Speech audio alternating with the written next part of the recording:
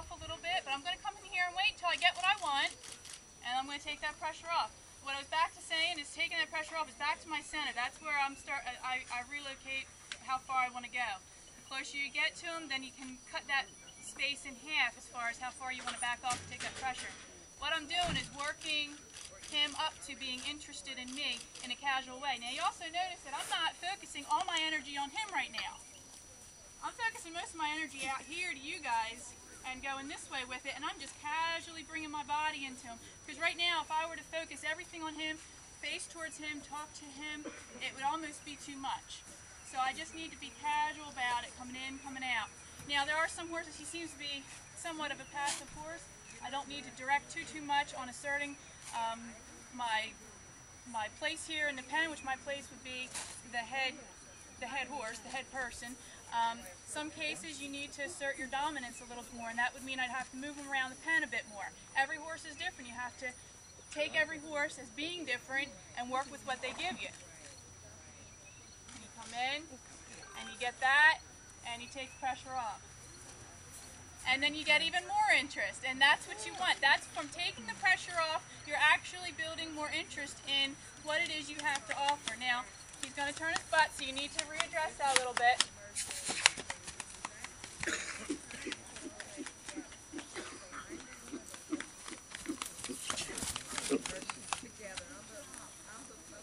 And I'm going to take that pressure off. That's a praise. So, I'm speaking to him on the same lines that another horse would be speaking. Eventually we're going to get to the point of socializing, which is another point that he already understands when it comes to other horses. I'm going to start asking with the hand. There we go. Take the pressure off. We're going to keep doing those same steps. It's through building through a process of repetition and positive reinforcements. There you go. And you keep building off of that. Eventually we get to socializing. And then that's when things are going to change. Our socializing is our praise is going to be now we touch and itch and socialize instead of pulling off. But right now, just me pulling off is building up his interest in me well enough to even try to follow me a little bit and try to figure out what it is I have to offer. He's very interested. I'm building that interest up in him. So you need to keep with that repetition.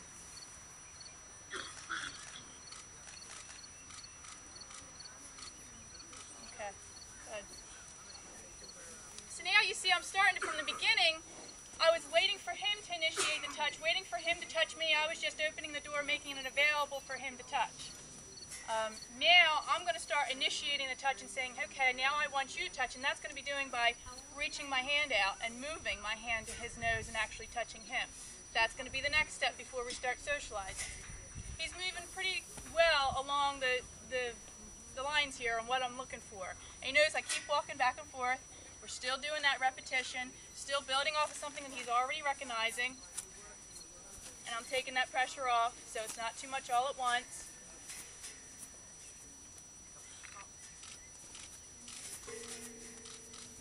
He's really interested, so I'm actually going to change around here. I'm sorry if my back is to everybody now, but I'm going to want to start working on socializing. And he is facing this direction, so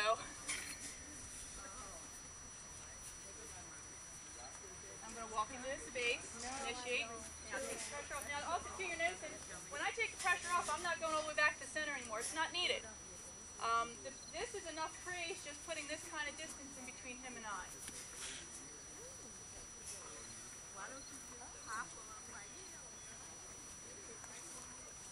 Wait. Take that. It's all process, just repetition. Continuing on with positive reinforcement. He's got an itch. I'm going to give him that little bit extra space. Give him a second.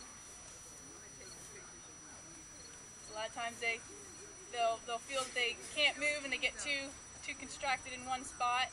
Give them a second to just kind of relax. But my goal right now is to get to the neck and start socializing. And the reason why it's the neck is because that is one of the most itchiest spots and most neutral spots you'll find in a horse. That's what they most recognize with amongst each other. And again, I still want to be, at this point, communicating to him on the same lines that he already understands that he communicates with other horses, that he already is comfortable with. Now, it's a little scary that my hand is coming this way. So I'm going to start doing that same thing with my hand that I did with my body, which is give and take, give and take. And he needs to keep smelling my hand, that's okay. But eventually we want to get to that neck. He wants to step up, so I'm going to have to move him.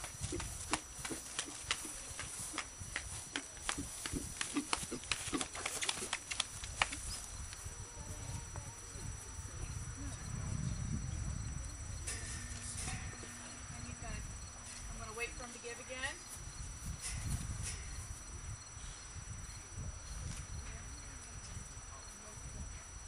Again, too, we're working with a lot of distractions in an area that he's unfamiliar with, so sometimes things take a few minutes.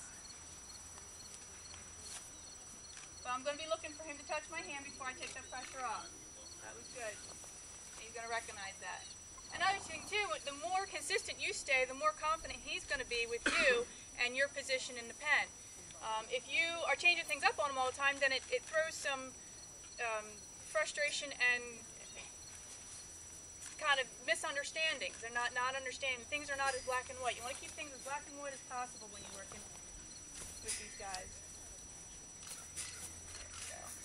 Now, I'm going to start working on that neck, and that's a scary spot for him. He's almost pulling away. He needs to keep checking my hand. That's okay, but that's what I want to get to.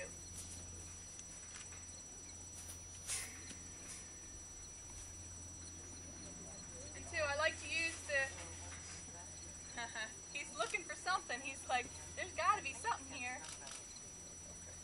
I use the back of my hand because stretching a full out hand like this is almost more scary than having this hand like this. I want to make it the least amount. Okay.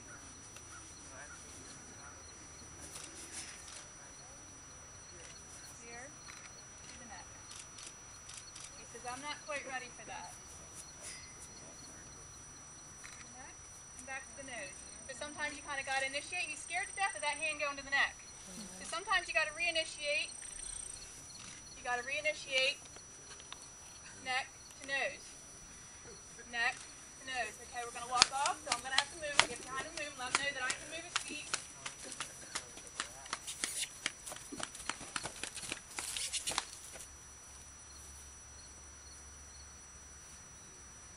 And take the pressure off. So we're going to still keep working at that neck a little bit. That I can tell right now is he's very guarded on that neck. And sometimes you'll find that some horses are more comfortable with them being more facial. Some horses are more comfortable with you going to their neck right away. If there's an area that you have to work through, then that's all it takes is just that repetition. Keep going back. Reaffirming in him that you're not interested in doing anything else other than something that he already understands, which would be hand to nose to neck, you know.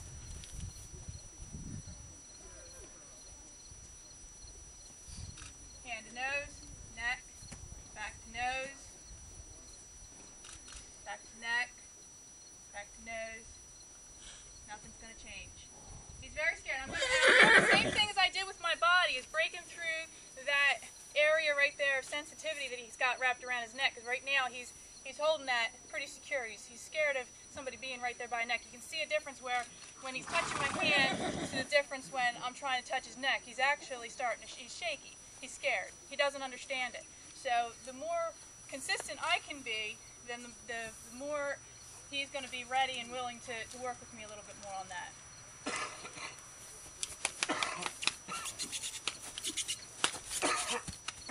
Says, well, wait a second, we haven't worked that side yet, so there we go.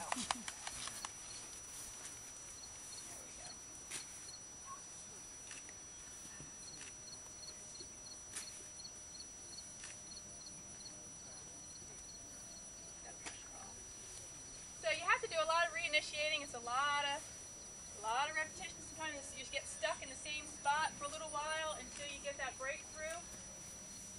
Well, all it takes with these guys is just having time and patience and just keeping up with the program. Don't confuse them. Don't change it up on them. If you got something that works, keep up with it.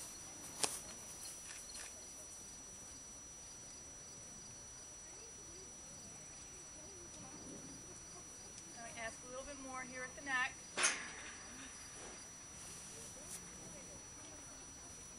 It's just a scary, scary thing.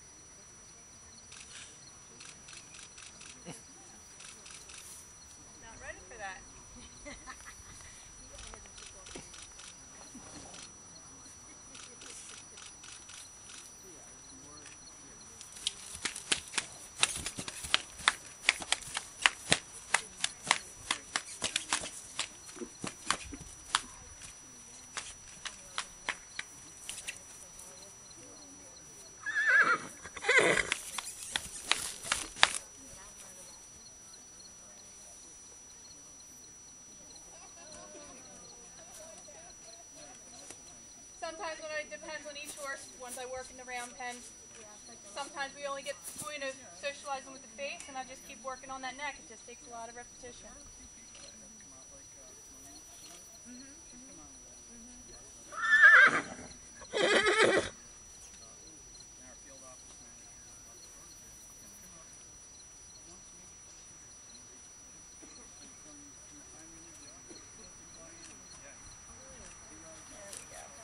Back off a little bit, just let him be. Does anybody have any questions as we're going along? How old is he? He is a 3-year-old. 3? He's a gelding from Oregon.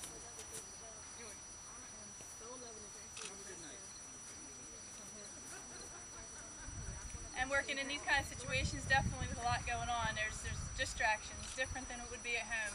Yeah. But I don't know if anybody noticed, we pulled in another horse in here, and he just was kind of running around, not able to settle in. And not all of them can handle this kind of situation. People being this close, being around here, being away from the other horses for the first time. So, you know, I just take it as when I go in the pen, whatever they give me, they give me. And when we start reaching a plateau, then we reach a plateau and we let them sit for a little bit. Every horse is different. Sometimes we get to the point of just socializing, sometimes we get to the point of just touching, sometimes we get to the point of haltering, and even at times saddling. But it's something that every horse, they have to be ready at that point to be able to give you. You can't force it. You just have to work with what they're ready to give you. Now, what age is the best to calm them down and or socialize with them? Is it young ones or? I think it's a preference thing. For me, my preference is an older one. 3 and 4 and 5-year-olds, because they're very much founded already in where they're at in the group. You know, they're either a dominant one or a passive one, or you know, where they're at, they're a little bit more on the scaredy side. They already understand themselves. They already understand where they're at in the group. 2-year-olds are very good. I like them, but sometimes they're a little bit, they still don't know themselves as well. Yearlings sometimes can be pretty hard because you're down to the faces of a teenager almost that doesn't know where they're at in the world. So sometimes some people find them even harder, and they have a shorter attention span. You know, but a yearling, you have a couple years before you need to worry about even saddling. So you've got tons of time with the yearling. Right. You know, so it really comes down to preference. Personally, I like the older ones because we can move right on along. They're right there with me. They're ready to go, you know, mentally. So I didn't know whether being out on the range for 4 or 5 years in the wild, if that took some adjustment to confinement, so to speak. Well, it does, and that's one of the reasons why we, you know, BLM set up, you know, structures where you need to have this 6-foot-high fencing in the small, you know, area, small corral, because, you know, they are wild. They have to adjust to be in areas and with people, and the best way for them to adjust is in small areas so that they can have just you and them one-on-one focus. And from what I found, majority of them is that even if they've come right off the range, this is a whole new life for them, humans, right, and learning, and majority of them are very interested in that. And, you know, it's just they have a lot to learn.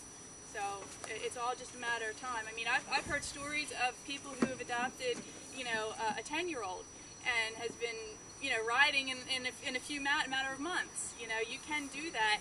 It's just no matter what time you have, and if that horse is ready mentally, if they're ready to go with that and you're in that direction, you know, go with it. Okay. Thank you. Yeah, no problem. I'm going to work this side a little bit more since he's starting to give it, and he's really just tight on that neck, so I'm not going to force the issue on that neck and socializing, so I'm going to just keep working on repetition on that head and getting that contact here. Oh, look at that. And he wants to he's getting more interested. So if I work on the lines that he's comfortable with, and we come and meet in the middle, and I don't force that neck issue so much that I want to socialize with, then maybe we can get somewhere. So right now, if he's more comfortable with me working on the face, then we'll do this side of the face. We haven't been this side yet. And there is 2 sides of the horse. You got to work both sides, you know, start over and work the same. There we go. And he's starting to let me in a little bit more. And you also notice too with your Mustang that they'll give you one side they're most comfortable. The first side they give you is the side they're most comfortable with you being on. That's the side you want to stick with, work through it to at least socializing, and then change sides. I worked with that other side with the nose. Now I'm coming over here with the nose. There we go. and he's starting to get a little bit more comfortable with me coming right on in. So maybe even in a matter of time, he'll be open enough to socialize with me. Right now, he's still not interested in socializing. So you really got to know how to read your horse. If you force something too fast, that's where somebody can get hurt. You just want to work on what they're willing to give, and in knowing yourself that you're okay with that. If that's all that horse is able to give at that time when you're working it, then you got to be okay with that. And say, okay, we'll cut that session, and we'll come back, we'll build off of that, we'll do more. Later date. You've got to work at that pace. Can't go into a ring and say, well, we're going to accomplish this. 99% of the time, that's not going to happen. It's not going to happen. Right? Which goes along the same line with most any other horses. It's not just Mustangs I'm talking about. A lot of these methods you can follow through with regular horses, domesticated horses. Mustangs are just something with it being a clean slate. You have all the option in the world to put what you put into them to get something out of them. You've got a clean slate to work with. That's one of the most attractive things with working with a Mustang. He's kind of trying to find a way out, and I'm wanting him. That's the other thing with that pressure and release, is that I'm giving him, okay, you come to me, you acknowledge me, and there's your way out. I'm going to step away. I'm going to give you that space that you want. But first you have to acknowledge me, when you put that pressure on.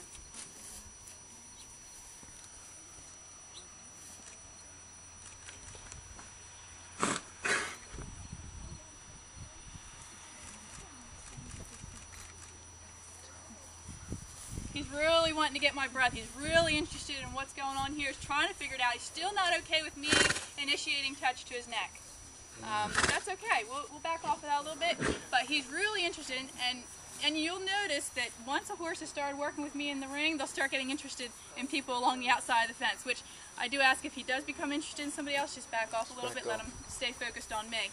But it's kind of interesting how people can often see that change from a horse being running around here, scared of everybody around him, and then all of a sudden saying, hey, this isn't so bad. Maybe we can be okay with that. Do you ever had an aggressive one that tried to bite you if you come close to the face? No. Normally they're not aggressive for no reason. So no. But I have worked ones that are most dominant in the pen out here, and they are a little harder because he's going to challenge me more on a challenging of assertiveness than aggressiveness that it just wants to come at me for no reason. He's going to want to challenge me, and that's why I try to typically stay away from the ones that are most dominant in the pens. The leader. Yeah, the leader, yeah. Just because I know that if I put him in here, if it's me and him, he's going to challenge me more. And that's where I'm going to you're going to see me have to get after him and assert my dominance, move his feet around a lot more than I do something like this that's not going to challenge it.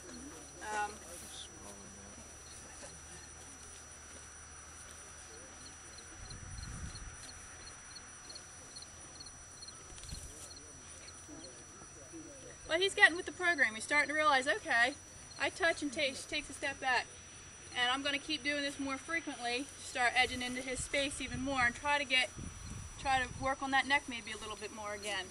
Because once they get the understanding that really in the large view of things that we want to socialize, we want to work with them, we want to be with them, they melt in your hand almost. They're so willing because they say, oh, now I get it. That's not so bad. But it's that breakthrough, that initial breakthrough where they're very concerned, very tense about something that they have little understanding about being that close to them. So.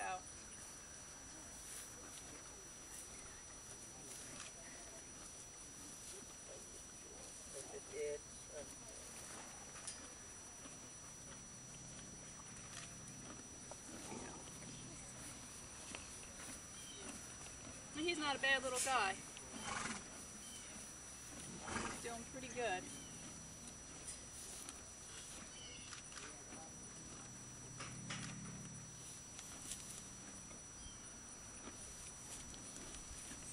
There we go. I'm going to stay with him a little bit longer. I want to work that neck. He might not be able to be ready for that, but we're going to give it a try. Nope, not quite ready for that, so we're going to back off. Just takes time, repetition, patience.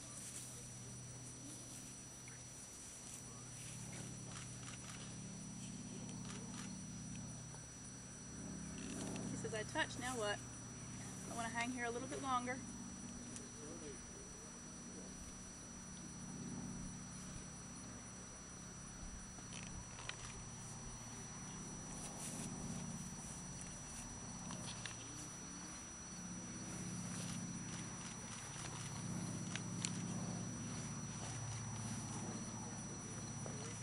That's what I want. I want him to get real interested in that breath.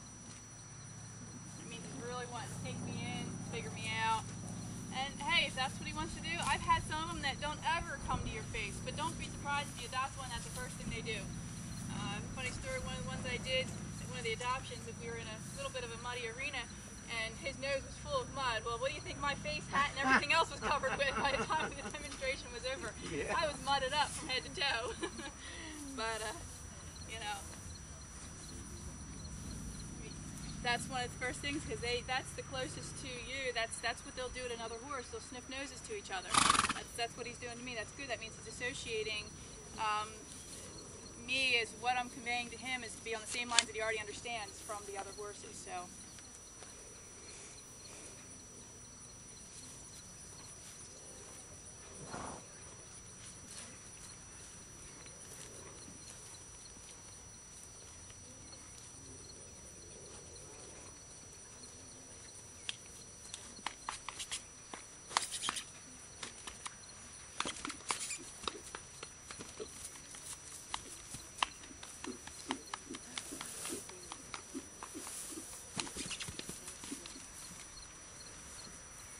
I just had to initiate a little bit more, let him know, remember, I'm putting pressure on, but I want you to listen to me. I want you to pay attention to me.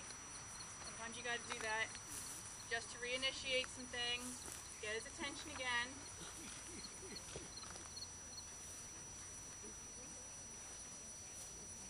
I can't say that anything with these guys is overnight. You can't just snip, snap, done. Everything with these guys is a process, it's time, it's step by step.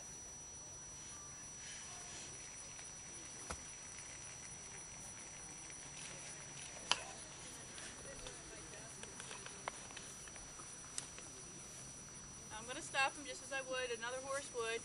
He's wanting to go and do his thing. I'm just doing the same thing. When I'm being that assertiveness, I'm doing the same thing as a dominant horse would. When that horse pins their ears, swishes their tail, or gives an evil eye, that's the same thing as what I'm doing when I'm stopping him where I want him to stop, moving him when I want to move. Doing the same thing, just communicating, using language from my hands, my body, my snaps, my movements. So we're going to keep working into that. What we're doing is still working into that sensitivity zone. I want to start working on that neck again if we can. But that's still, he's definitely a very scary thing.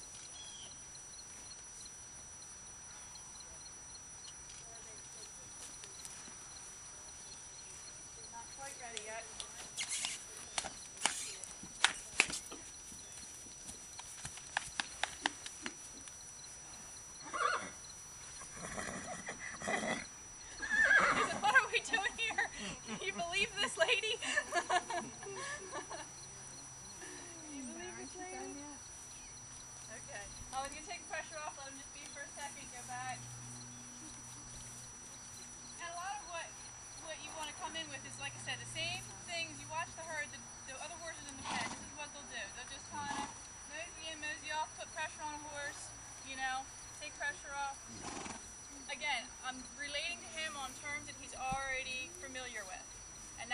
Start.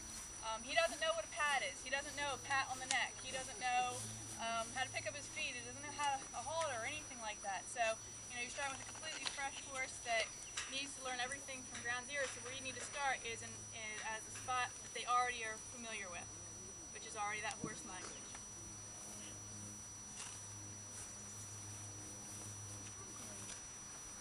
Any turn, that was good. So I'm going to take that pressure off a little bit.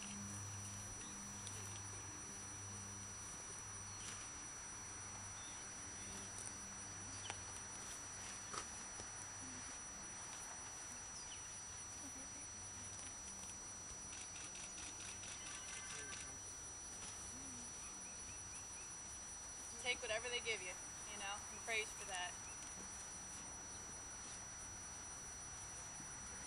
A little bit more.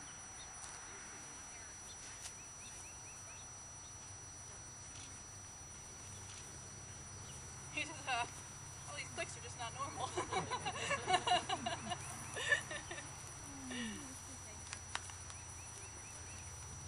He's pretty respectful. He understands what it means when a dominant horse or anybody wants him to turn his butt. He's being very respectful.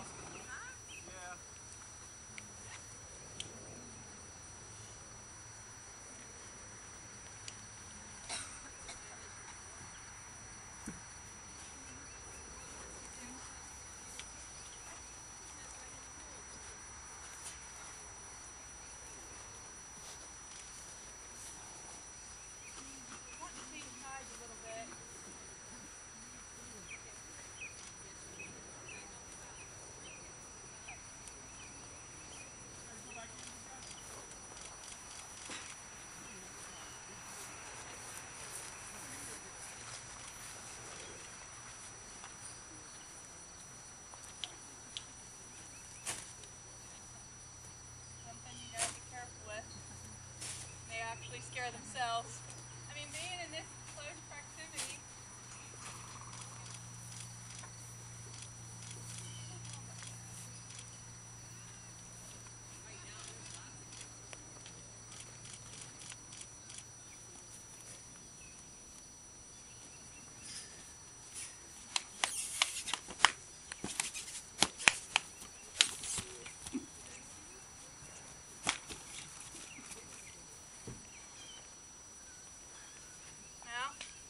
There we go. Good. That's what I was looking for. I wanted to have him come. That's just because I initiated that dominance, and he gave me that respect. I said, look, I can move your feet. Even if you don't want to, I can move your feet. And he says, okay, I understand that. And that's the same thing he would do to a dominant horse, is he'd come back and show that respect. And that's exactly what he was doing. Even though he's scared of me, I've been able to communicate to him well enough for him to understand those lines, those terms of what you do and don't do. In a short period of time, he's been able to understand that to the point where he looks to me the same as he would look to a dominant horse. He's giving me that respect, and that's good. That's saying a lot. So a lot of what we do in here is just keep doing this repetition until we can either reach a plateau where he's just not moving forward in any area. It comes to a point where you keep doing, you get stuck at one spot, then you'll know that he's had enough and he needs some time.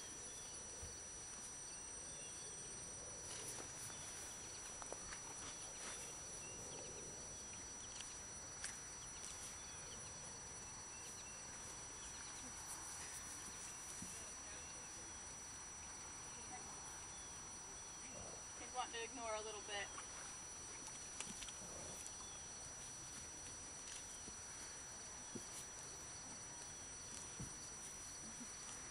And all this grass.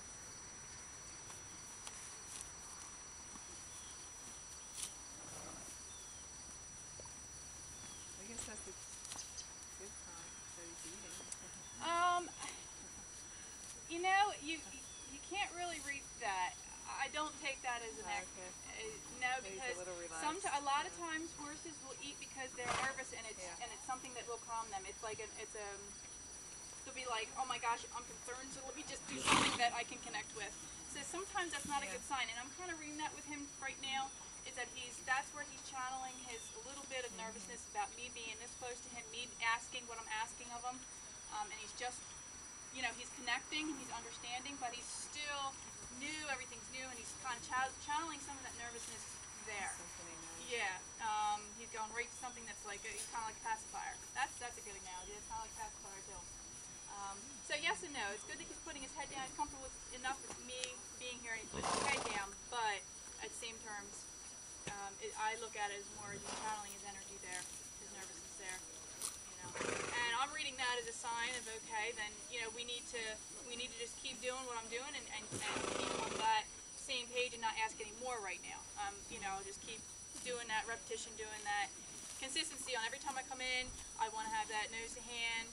I'm not going to ask any more of that for right now. That's all I want him to get to right now, because, you know, I'm feeling that if I ask any more of him, he's just gonna be too much too fast. So, and that's an important thing to be able to read with your horse when you're first working with him, is you got to know when to go to the next step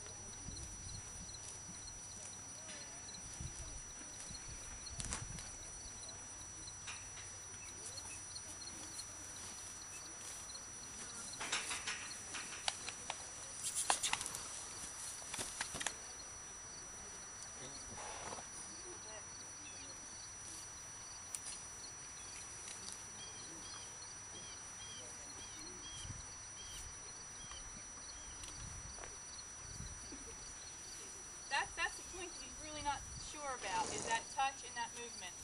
So he may not be able to have that breakthrough with having that socialize, because that is a lot of movement there on the hands.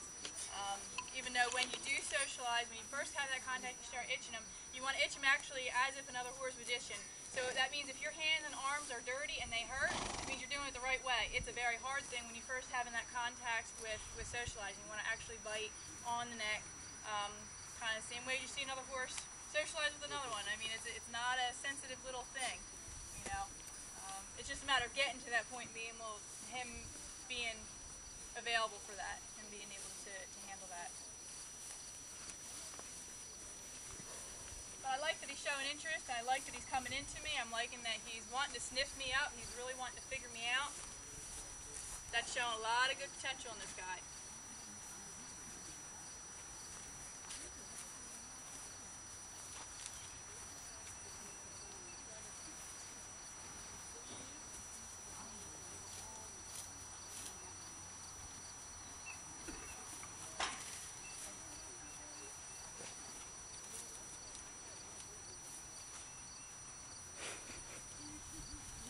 That guy says, hey, can I have what you have?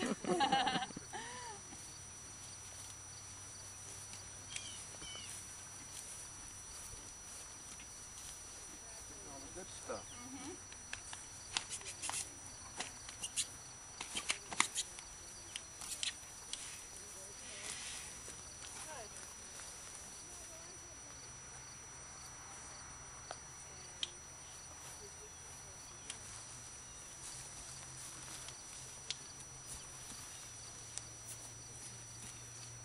There we go.